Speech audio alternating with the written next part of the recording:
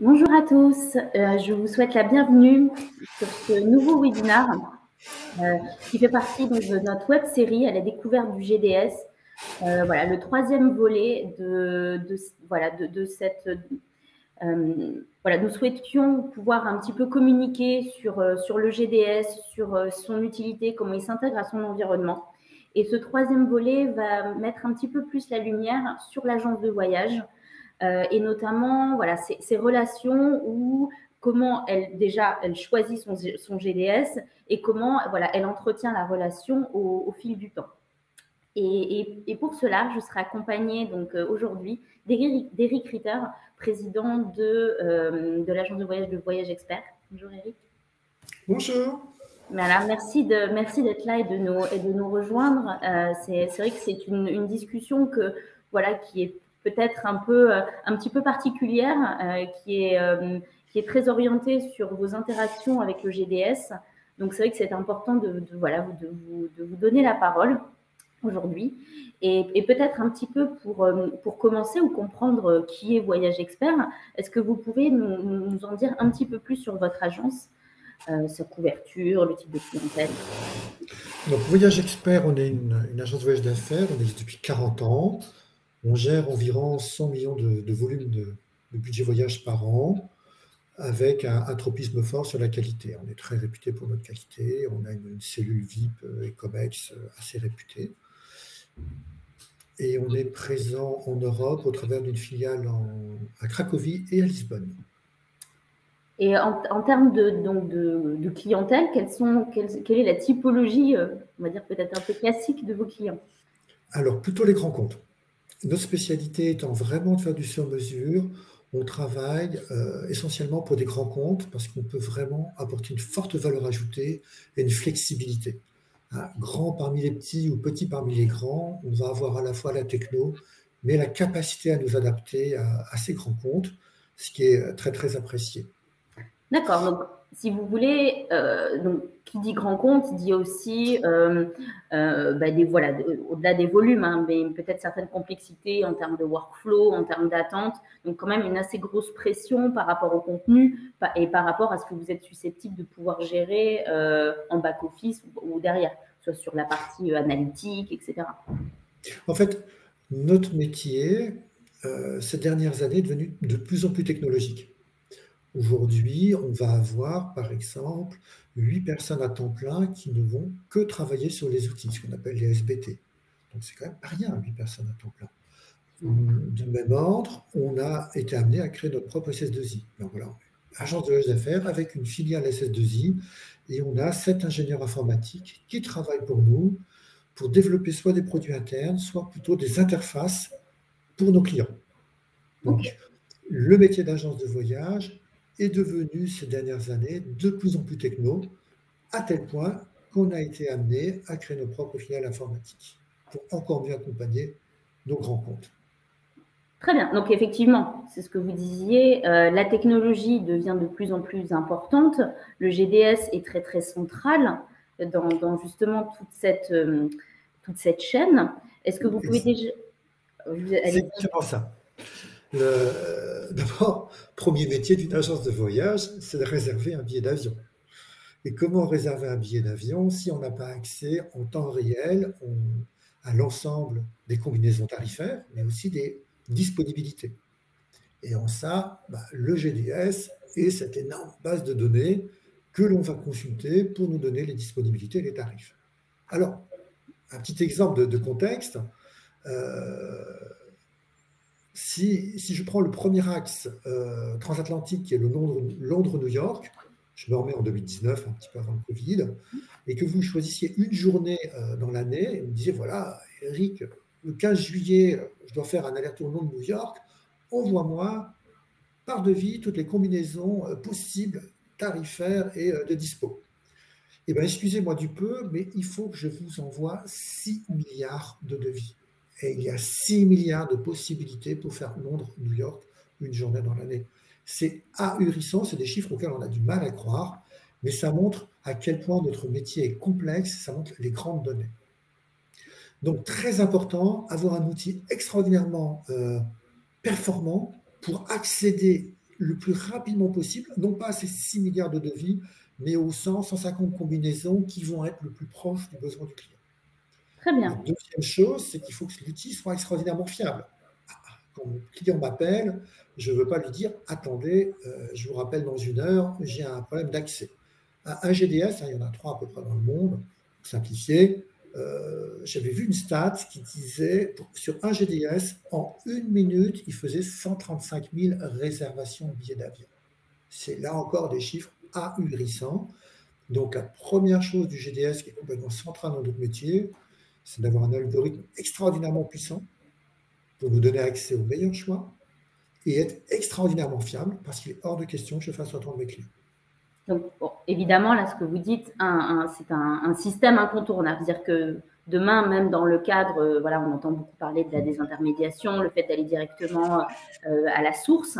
On est d'accord que même dans ce cadre-là, le métier premier d'une agence de voyage, c'est de pouvoir continuer la comparaison et de pouvoir toujours donner, on va dire, la meilleure combinaison possible. Le GDS reste central pour justement atteindre ces objectifs-là qui sont ceux de vos clients. Oui, alors on pourra parler du contenu par la suite, mais à la base, on a absolument besoin de cet outil qui va agglomérer l'ensemble des combinaisons pour pouvoir donner le meilleur rapport qualité-prix à nos clients. Inconcevable de penser qu'on va aller consulter 400 sites internet différents ou 400 accès dédiés de compagnies aériennes, puis rajouter les 300 compagnies low cost dans le monde. C'est inconcevable. Donc on appelle ça un GDS ou autrement, mais c'est la base de notre métier. Ensuite, il ne faut pas oublier qu'on ne fait pas une réservation de billets d'avion dans le vide. Tout ça s'intègre dans le cadre d'une politique voyage d'un client, dans le cadre d'une norme comptable, puisqu'une fois qu'on a réservé un billet, on a fait évidemment un contrôle qualité sur ce billet, et on va le facturer. Qui dit facturer un billet, c'est être capable de véhiculer via le GDS vers notre outil de back-office, donc au travers d'un outil qu'on appelle le mid-office, les messages comptables. Qui a réservé, qui a approuvé, quel était le meilleur prix au moment de la réservation, tout le code matricule du voyageur, l'objet du déplacement, toutes ces demandes analytiques que vont nous demander les clients dans leur facture finale. Donc il va falloir que ce GDS, il ne soit pas, entre guillemets, un îlot isolé, mais qu'il puisse communiquer en instantanéité avec nos logiciels de mid-office, que ce soit des logiciels GDS ou autres, comme Complete par exemple, et avec nos logiciels de back-office pour qu'on puisse émettre les factures de façon 100% automatique. Vous vous doutez bien que quand on émet des billets de train qui ont une grande valeur intellectuelle, il est hors de question de faire de la facturation semi-manuelle. D'accord, donc effectivement. Donc le GDS, cette base de données, elle doit communiquer avec nos outils de mid-office, contrôle qualité, émission automatique, et de back-office, facturation. Ça, c'est un premier point très, très important. Donc, effectivement, vous apportez du contenu, mais tout de même, cette partie d'homogénéisation en bout de chaîne qui est primordiale pour vous pour que la facturation se passe bien, que le contrôle des données puisse s'effectuer dans les bonnes conditions, etc. Donc, un élément effectivement indispensable, mais pas que. C'est-à-dire que là, on parle peut-être du bout de la chaîne, mais on est d'accord que ce que vous disiez aussi tout à l'heure, le fait que le GDS doit s'intégrer de manière beaucoup plus large dans l'environnement, il y a toute une partie, j'imagine, amont, dont vous allez nous parler et qui est aussi absolument cruciale. Exactement. Cet outil, donc, qu'on devine central dans la technologie des agences de voyage, va également devoir s'intégrer avec nos self-booking tools, donc les outils de réservation en ligne qu'on met à disposition des clients, et également avec les bases de gestion de profil. Première chose pour une agence de voyage, je ne peux pas réserver si je n'ai pas un profil société, si je n'ai pas un profil voyageur.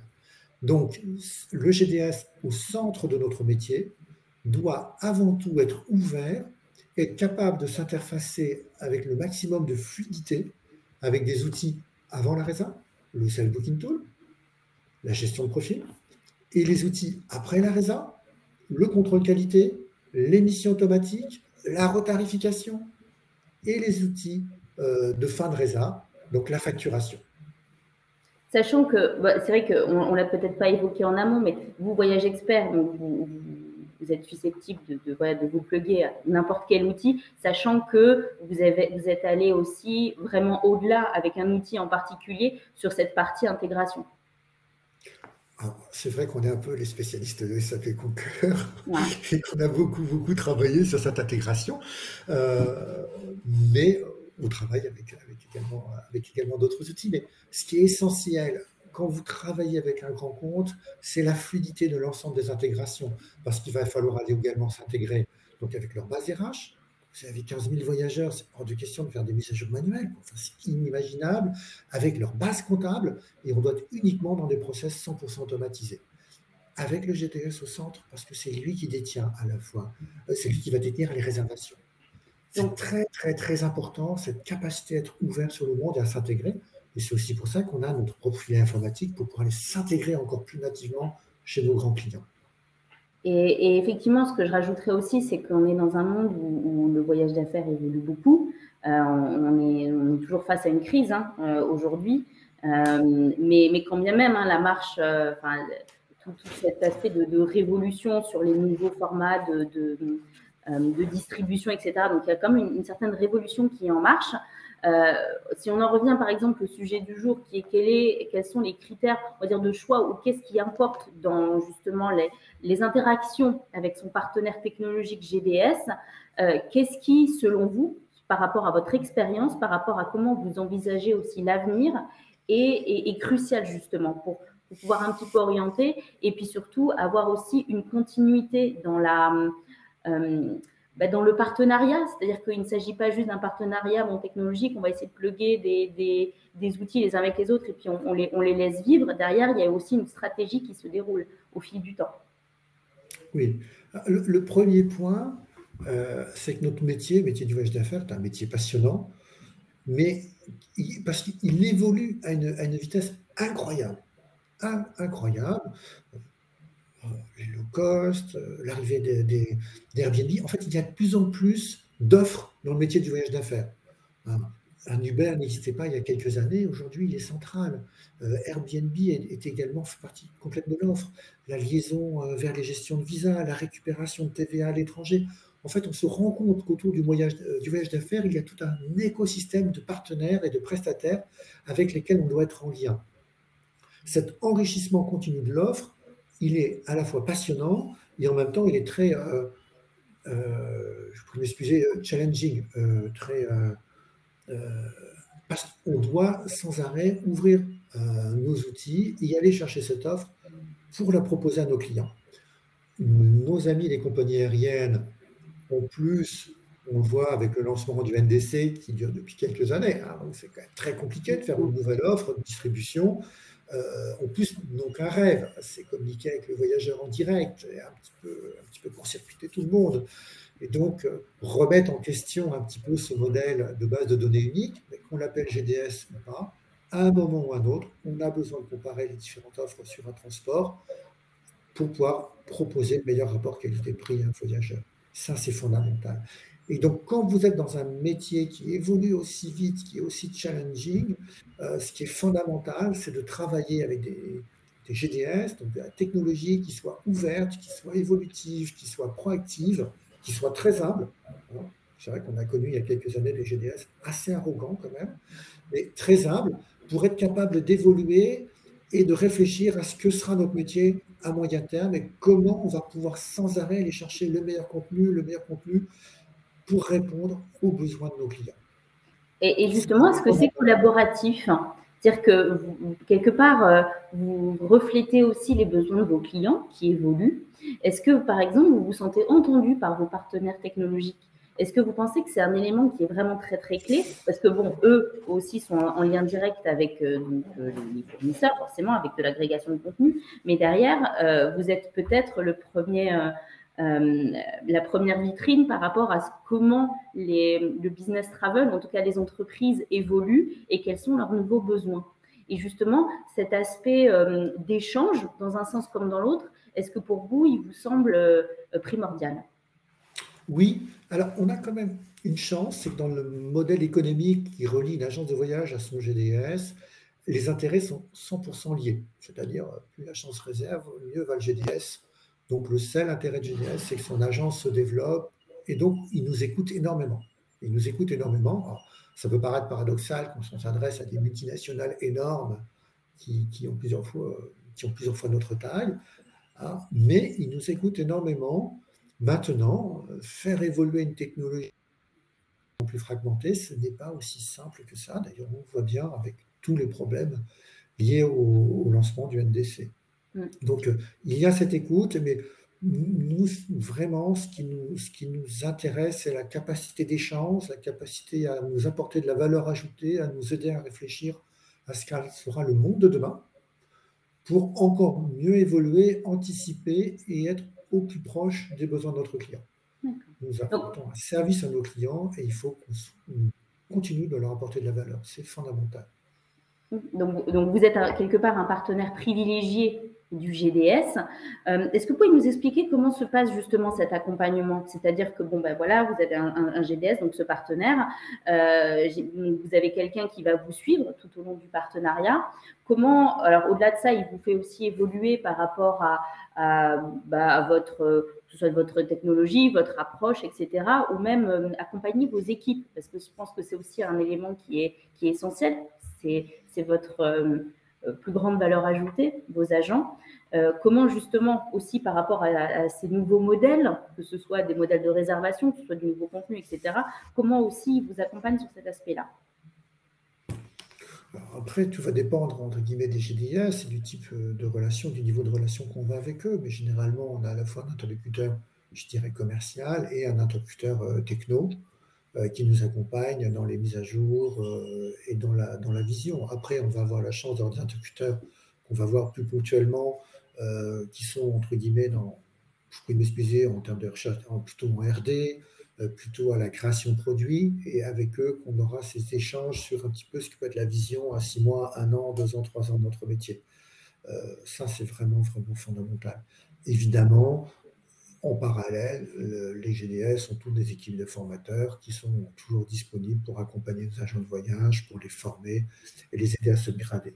Ça, c'est fondamental. Mais c'est vraiment cette dimension techno, proactive, pour nous aider à avancer sur 1 an, 2 ans, 3 ans. On est dans un métier qui évolue à une vitesse hallucinante, c'est passionnant, et il ne faut pas se tromper, c'est tout. Il faut rester très, très, très, très humble. Et justement, cet aspect conseil, puisque, par exemple, personnellement, je suis issue du monde du conseil, voilà, le GDS n'est pas, bien que ce soit une grosse machine de guerre, n'est peut-être pas omniprésent. Donc, à un moment donné, ne pourra pas peut-être satisfaire toutes vos attentes ou tous vos besoins. Est-ce que, par contre, à défaut de pouvoir le faire, ils essayent de trouver avec vous des solutions? Je pense, je vous donne un exemple très concret. Hein. Aujourd'hui, sur le rail en France, typiquement, il y a encore quelques lacunes par rapport à ce que les GDS peuvent proposer. Est-ce que quelque part, à défaut de pouvoir vous donner une solution très concrète et répondre à ce besoin directement, ils vous aident à trouver justement ces fameuses solutions? Oui, alors, le GDS, il est central pour une agence de voyage, mais on a évidemment d'autres sources de consulting qui nous permettent d'évoluer. Vous prenez l'exemple du rail en France. Aujourd'hui, un peu sur les conseils d'un de nos GDS, nous avons été amenés chez Voyage Expert à créer notre propre outil rail directement lié à la SNCF pour pouvoir mettre à disposition de nos contenus, de nos clients, un contenu, une ergonomie extraordinairement fluide et efficace. Il est vrai que là, on a un de nos auditeurs qui a dit, ça, on ne le fera pas aussi bien que vous. Regardez, la techno n'est pas compliquée, on va vous aider et lancez votre propre outil. Et on a lancé notre propre outil et finalement, ça marche super bien. Et donc, on a apprécié l'humilité de ce consultant qui nous a donné ce conseil. Maintenant, après, c'est toujours la même chose, c'est une question humaine. Peut-être que demain, dans le même GDS, un consultant différent n'aurait pas ce même niveau et cette même vision. Il faut rester très, très humble. Bien sûr, non. Mais quelque part, ça montre aussi qu'il y a quand même une volonté de vous accompagner, même si on ne vous orientera pas sur un produit spécifique distribué directement par le GDS. Et peut-être ça, c'est aussi un élément essentiel à prendre en compte, c'est qu'ils se veulent comme une place de marché, mais qu'à un moment donné, si votre besoin concrètement ne peut pas être rempli, l'idée, c'est de pas forcément vous laisser comme ça et travailler ensemble à une solution tierce. Oui, mais ça renvoie au business model entre un GDS et une agence de voyage qui sont très liés. Donc, le seul intérêt du GDS, c'est que l'agence de voyage aille bien. Point. Donc, ça, c'est un côté super sain et super agréable à travailler. Très bien. Parce qu'on avance vraiment ensemble. Voilà. Donc, si quelque part on voulait résumer, si voilà, demain il y a un conseil à donner par rapport à des agences qui se lancent et qui doivent choisir un partenaire GDS. Donc, on a évidemment évoqué cette fameuse souplesse qui pour vous est juste clé parce qu'on est dans un domaine très très mouvant et que les besoins changent. Donc, il faut que la technologie puisse être très très souple et puis vous permettre aussi d'adopter un modèle, le modèle qui vous correspond. On a parlé aussi de cette capacité d'intégration avec les outils donc, tiers qui font partie vraiment de toute votre suite. Donc, on parle des outils de réservation, de la partie de profil, mais également toute je dirais, la partie aval, donc qui va être la facturation, le contrôle qualité, etc. Et puis, il y a tout cet aspect un petit peu d'accompagnement aussi pour que vous puissiez évoluer aussi à votre rythme au fil du temps, que ce soit vous d'un point de vue entreprise, de manière peut-être un petit peu plus stratégique, mais aussi au niveau opérationnel. En fait, d'abord, en aparté, tous les grands comptes TMC sont multi-GDS et ont un multi-sourcing. Nous-mêmes, on est multi-GDS et on arrive même à mettre du multi-GDS dans nos self-booking tools, ce qui est quand même assez hallucinant pour avoir ce multi-sourcing, puisque la parité n'est pas forcément ISO entre deux GDS aujourd'hui. Donc ça, c'est une sacrée performance technologique d'ailleurs. Je dirais que tout va dépendre aussi un peu de l'appétence de l'agence de voyage dans le choix de son GDS, parce que vous allez avoir deux modèles économiques globalement. Un GDS qui va vous offrir une solution tout en un, c'est-à-dire à la fois le self-booking tool, l'outil de réservation, le contrôle qualité, la retarification, la facturation. Donc, vous achetez un truc tout en un dans votre GDS et vous avez qu'à mettre des billets. Alors, ça peut être une bonne stratégie, de toute façon. Et puis, vous allez avoir des GDS qui sont beaucoup plus ouverts et qui vous disent, voilà notre métier, on peut vous proposer des options en plus, du mid-office, du SBT, mais on est hyper ouvert via nos API. Donc, vous allez pouvoir mettre les outils que vous voulez si vous trouvez meilleur sur le marché pour être encore plus proche de vos clients. Donc, nous, on aime bien cette deuxième stratégie parce que notre métier, ce n'est pas de coller aux besoins du GDS, c'est de coller aux besoins du client. Et chaque client est différent. Comme on vous l'a dit en introduction, on est spécialisé sur les grands comptes parce qu'à chaque fois, on va s'adapter à leur techno et on va s'intégrer avec nos outils. Donc, on apprécie beaucoup d'avoir des systèmes ouverts. Maintenant, c'est un niveau d'investissement qui est assez important. Aujourd'hui, je vous dis, j'ai 8 consultants outils à plein temps, j'ai 8 ingénieurs informatiques. Tout le monde ne peut pas se l'offrir. Mais il faut bien avoir en tête ces deux philosophies. Et puis voilà, c'est une bonne chance. Bien sûr. Et c'est hyper intéressant, effectivement. Je pense que quelque part, en fonction de votre stratégie ou la manière dont vous voyez votre entreprise et que la manière dont vous évoluez, voilà, votre partenaire va être potentiellement différent et le suivi va être différent. Donc, c'est quelque part ça qu'il faut avoir en tête quand on va soit démarcher, soit collaborer avec un partenaire technologique pour justement aller dans un sens qui est le vôtre, mais celui aussi de vos clients. Donc voilà. Juste une petite aparté sur la partie contenu, très rapidement, parce qu'aujourd'hui, c'est un petit peu le nerf de la guerre.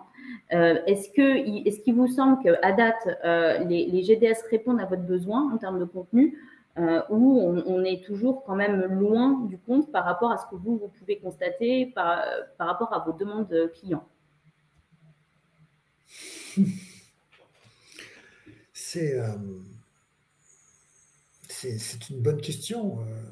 Si vous prenez le contenu aérien, on n'a jamais eu 100% du contenu aérien. Une compagnie inter-Asie n'a pas d'intérêt à charger l'ensemble de ses disponibilités tarifaires aériennes dans une base de données accessible en France.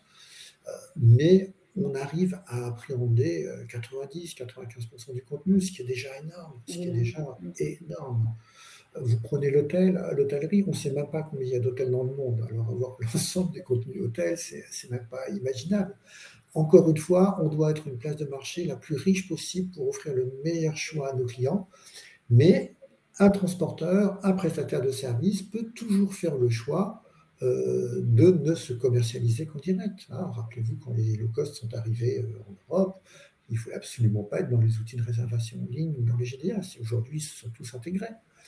Nos compagnies aériennes actuelles, avec le NDC, n'arrêtent pas de changer de pied, entre guillemets. Hein. Mais au bout du bout, on va voir qu'on va tous s'intégrer dans cette place de marché, que ce soit sur une techno Edifact ou sur une nouvelle technologie. Oui, effectivement. De toute façon, l'outil est central et on en a besoin. Très bien. Je pense qu'on a globalement évoqué un petit peu tous les axes, en tout cas, qu'est-ce qui est important aujourd'hui, où se situe le GDS pour une agence, et puis quels sont les éléments essentiels, en fait, au-delà du choix, mais dans le partenariat. Est-ce que vous voyez autre chose qui serait justement aussi intéressant à ajouter par rapport à tous les éléments qu'on a déjà évoqués? Pour moi, c'est parfait. Merci Eric pour votre intervention, c'était très intéressant. Je pense que ça permet un petit peu de resituer le GDS pour une agence et peut-être un peu désacraliser aussi cet outil comme justement uniquement orienté sur du contenu ou de la tarification. On voit qu'il a une étendue beaucoup plus importante et que tout ça est à prendre en compte quand on va justement démarrer le partenariat. Voilà, je vous invite, si vous avez des questions, à les poser directement dans le chat. Voilà, il y a une section qui est dédiée à cela.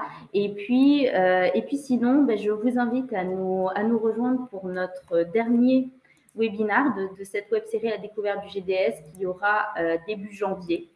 Voilà, donc qui clôturera un petit peu toute cette démarche que nous avons entreprise avec Sabre pour communiquer, désacraliser le GDS et comprendre exactement où est-ce qu'il se situe dans l'écosystème. Donc, je vous donne rendez-vous en janvier. Et Eric, encore merci pour votre intervention. Je vous en prie, bonne journée. À très bientôt. Merci. Au revoir. Au revoir.